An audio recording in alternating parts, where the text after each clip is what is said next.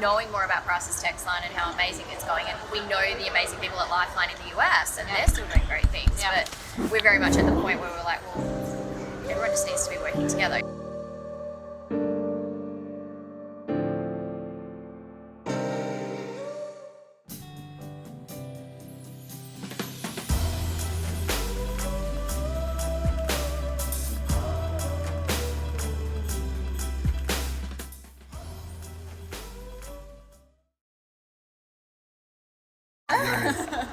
I'm not wearing makeup either. Every time. Sorry. Anyway, so it's 5 minutes or less, but our average response time is 90 seconds. Fantastic. With high-risk individuals being responded to in half that time. Yeah, that's amazing. So we have a 100% response rate because it's text, right? It's asynchronous. Yeah. You can text in, wait for a response, and then engage. Yeah.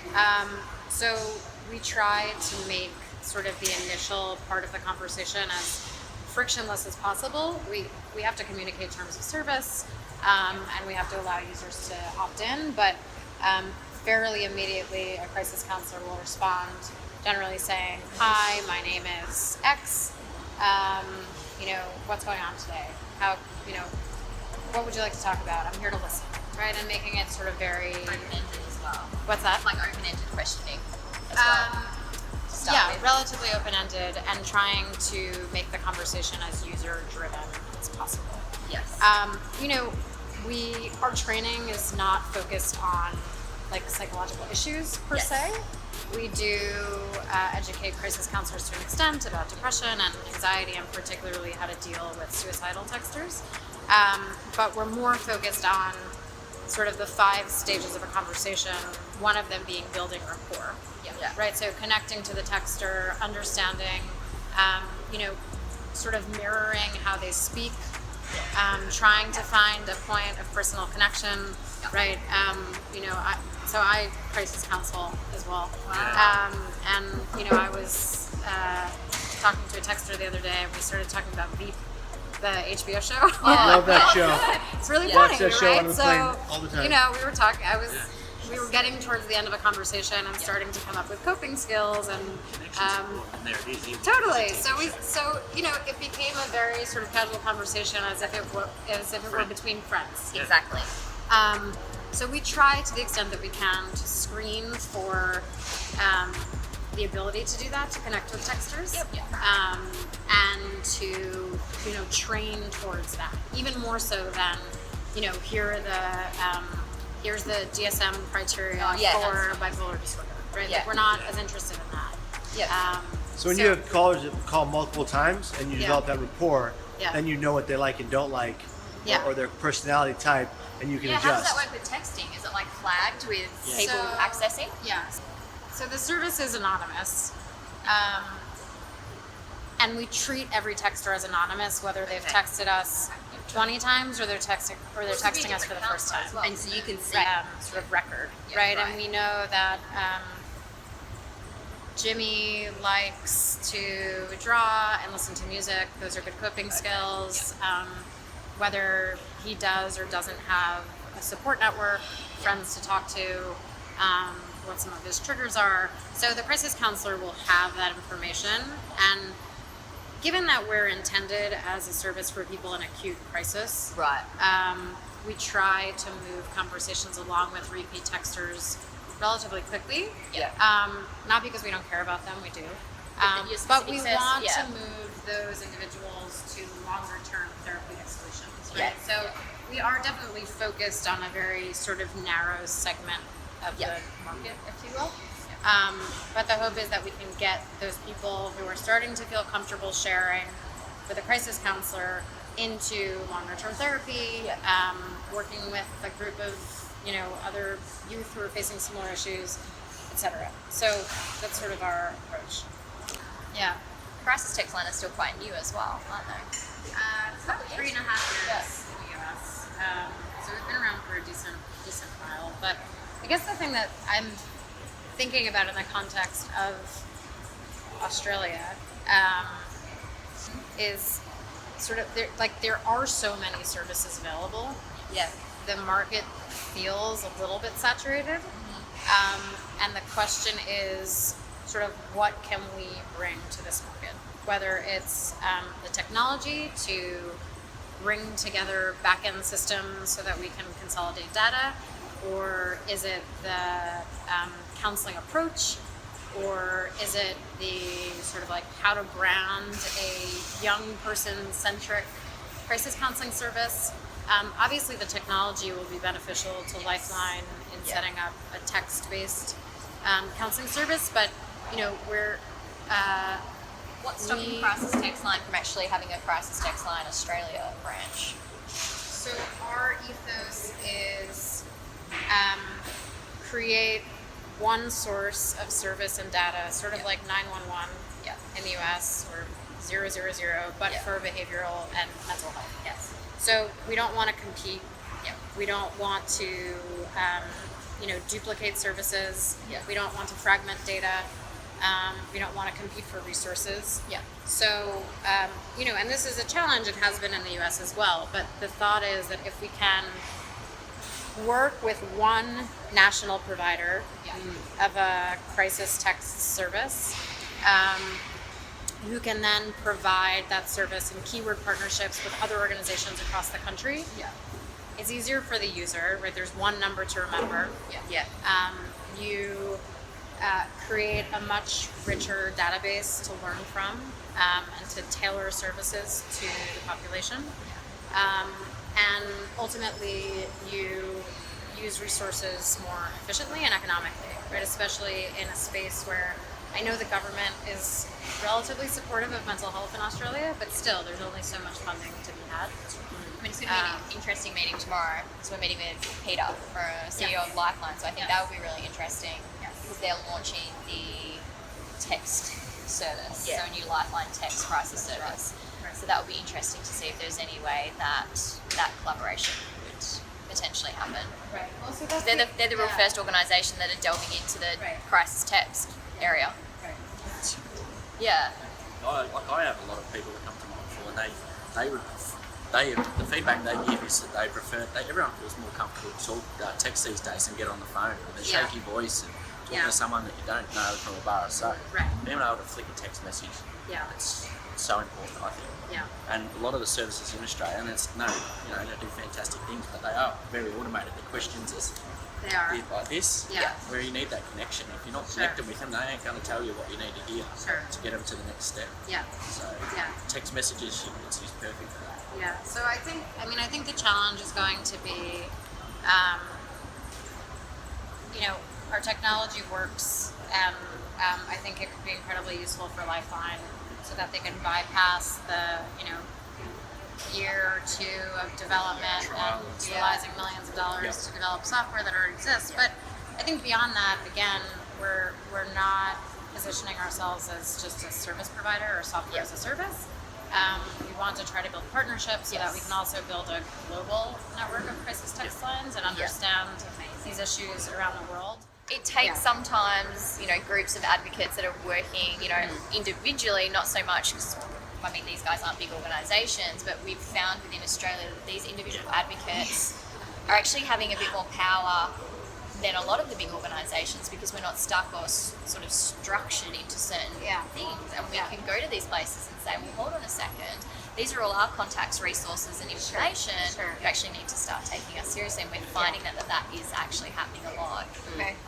They're listening, they're starting to listen. Helpful to you in doing that and making your case. I think for me, being over in the US and working with Kevin and working with Margaret and speaking to Nancy and knowing more about Crisis Text Line and how amazing it's going, and we know the amazing people at Lifeline in the US, and they're still doing great things, but we're very much at the point where we're like, well, everyone just needs to be working together. If you guys have the actual infrastructure, the data and all of these things, they would be absolutely stupid to not access that information. But everyone's looking for well, if you give that to me, what are you expecting back? And that's been the main question. I've received a lot of skepticism when I say, we're going to give you all this and we're going to do it for free. They're like, what?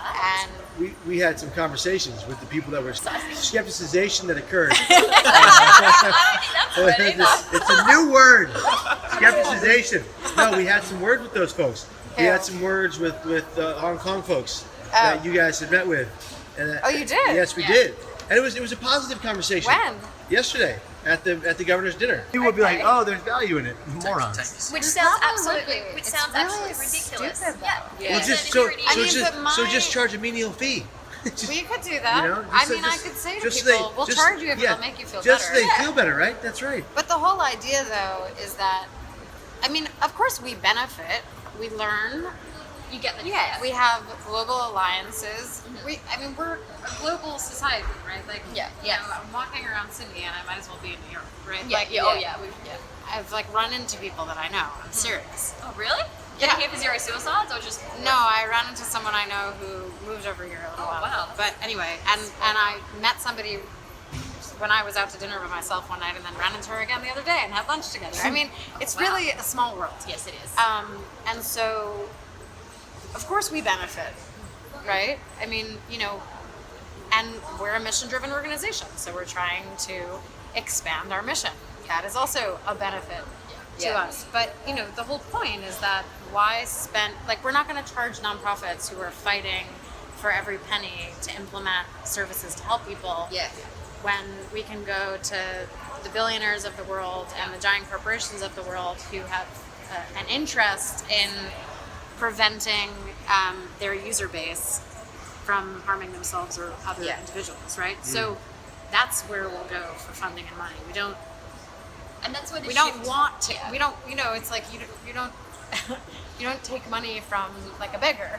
Not to call. Not to call nonprofits beggars, but you know. You don't take money from Robin Hood's friends. Yeah. Right. Yeah. It doesn't make any sense. Yeah. But a lot of times, unfortunately, in this world, it doesn't make a lot of sense. I think a lot of the work that we're doing as well, and especially with these guys, it's changing the way people actually think about that. So it's saying, well, for so long, all these non-profits from around the world that are doing mental health and suicide prevention work have always been the poor cousin, because they've always been sort of vying for funding, vying for money. We can't do this. We're very structured. Whereas we are starting to say, well, hold on a second. There are big corporations out there. There are tech people. There are, you know, Silicon Valley. All of these places all around the world, in Australia as well. There's money out there with big corporations and businesses. Why are we not knocking on their door and saying, well, hold on a second. It's 1 in 3 people have a diagnosable mental illness. So it affects actually a large population of the community. My understanding about that in Australia is that one, people trust the government much more here than they do in the US. So they actually look to government-funded services for help and assistance.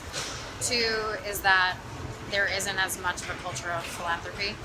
Like, there are lots of billionaires here, but my understanding is that it's not really, there's not the same culture of giving. I mean, I think one thing that we've been able to do with Crisis Text Line is position it as like a great return on investment. And if we can continue to speak that language to the billionaires of Australia, maybe we can get them to participate in funding something like this. But the other thing is, if we form a network of global crisis text lines, we can fundraise globally, right, together. Yes. And there's another value for people. Exactly. To So that's collaborate and why we partner. don't need to charge $1,000 a month. I don't know. It's like what amount would make these If you're not happy with organizations feel like free, we're not fishy? what should we charge? Yeah. It is laughable though, isn't it? I think it's. You should laugh. Well, I have to tell you guys something. You both said at pivotal points in your conversation, don't put this up on film. But I have to be frank with you. It has to be. No, I mean, and I won't do it if you don't want me to. But let me just say something. We want to see it edited Let me just say something. You can see it before it goes anywhere. But let me say something. If we don't put up that the true reason behind this massive collective of competition that is destroying our ability to save lives on a monstrous scale, Change. then it won't change. Right. But it's not Lifeline's fault. No, but it's not Lifeline's fault. And now you've just said that. So thank you. Now we can do it. It's the fault of the funders and the government who say to all these organizations, collaborate, but compete for the same pot of money. And I just had a conversation with Sue Murray today. Yes. Yeah. And she said, they said, look, if we're going to do this, the government has to step in and do this right, because the way they did it, there was a massive funding of, I think, over $100 million in Australia for suicide prevention. Yeah. And they went to SPA and said, okay, help us do this. And then when they went to the other people, it was a massive competition. And I've said Yeah. massive way so many times now. Yeah. But it was a huge competition. Yeah. That was Giant. Saying, there was a giant. Thank you. Let's see if new words. It was a giant competition saying, "Fight for it, or you don't get it." Yeah. And then everybody else is mad at each other, Right. and they still are. Because everyone talks about collective impact and collaboration, and I think the shift that that we're all trying to do is, these guys will have their own organisations, and we do as well. But it's, well, hold on a second, why are we all doing the same thing? You as an individual can link up with Steph, can link up with Kevin, can be able to travel over the other side of the world and see what's happening and find all these different things. And I'm hoping over here it will happen a little bit quicker because we don't have the large-scale population and the large-scale funding that there is over in the US. But it's going to need to take something quite disruptive for that to change. And this, I think, for us, and I know Margaret would probably say the exact same thing, this is like a no-brainer with Crisis Text Line. I mean, the things that we've spoken about. To be able to just hand that to an organisation, anyone. I mean, Matt for Mindful, you could give it to him and he would take it and run with it because he does It's use. exactly what my following need is that. Yeah. It would save half my following on Mindful. Yeah.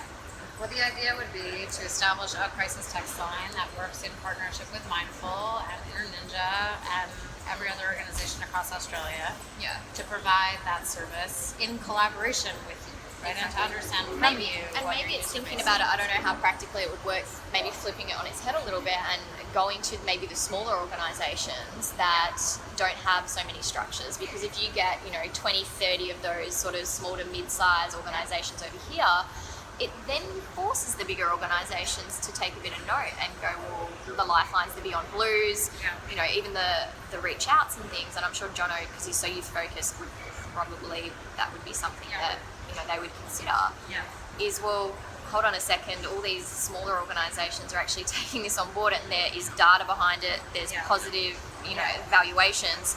Or maybe we actually need to start doing something. It's like no one really wants to be the first. We are small organisations, but the big organisations will learn something from the way that we want to collaborate and make things. It's We've got the innovative same and it's common different. goal. It's So I Well, would because say, they have to see the result. Yeah. If they see the result, then they'll go, Oh, ding, ding, ding, ding, ding, Why light bulb. why weren't we involved earlier? So, I guess I would say two things.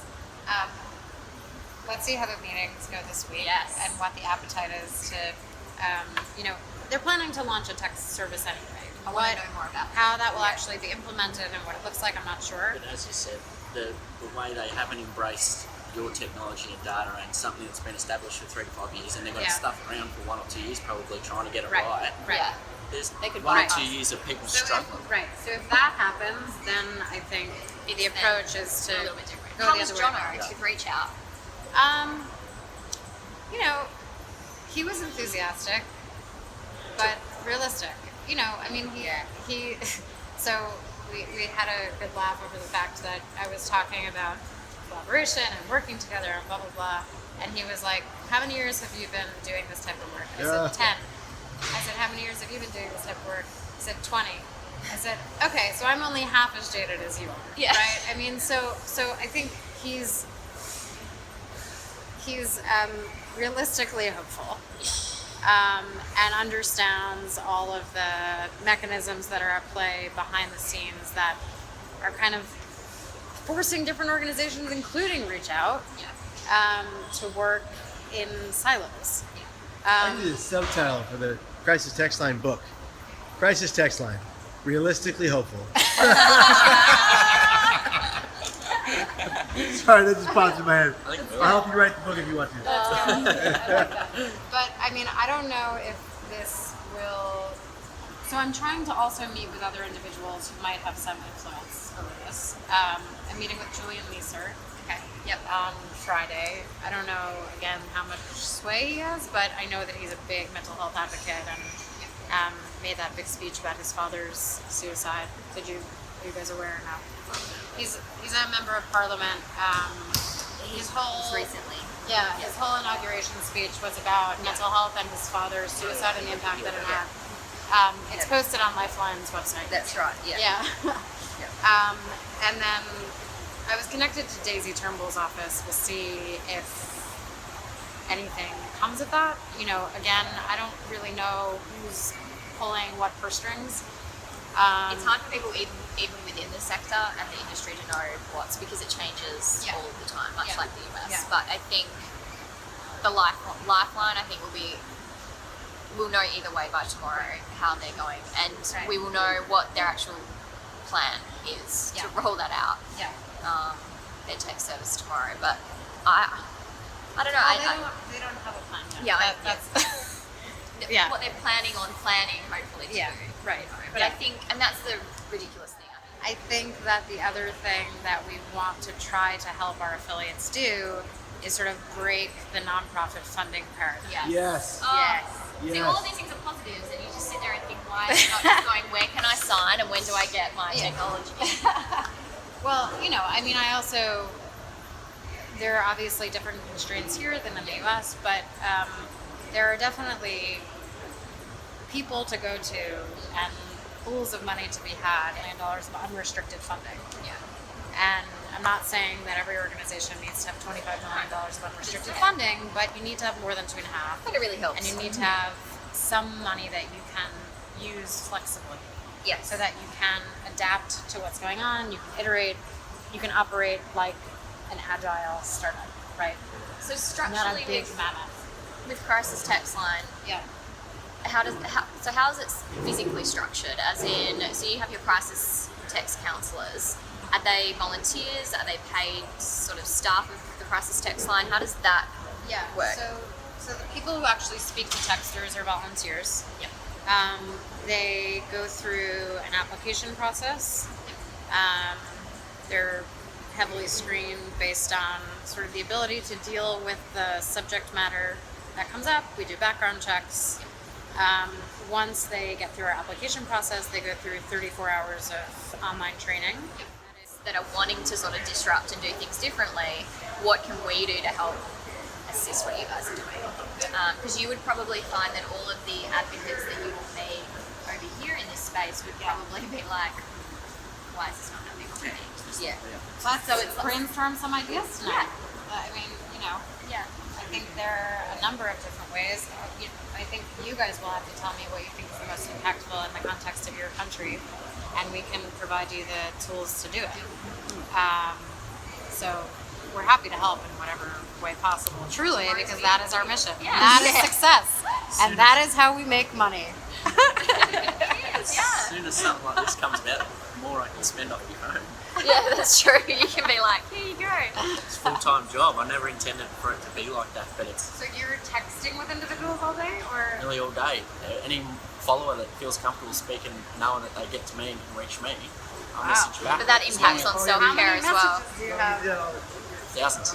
Right there, you're probably the same. Yeah, and we've been Same with Kevin as yeah, well. like even DMs on Instagram, DMs on Twitter. Yeah, no, it's everywhere. It's everywhere. It's every social media. Every platform. People will- People call just, me. I don't know. Go ahead, brother. People will go to Facebook and they go to the Mindful page and they see who runs it, and because they think that if they go to click on Mindful and try and talk to Mindful page, they don't know who they're going to get.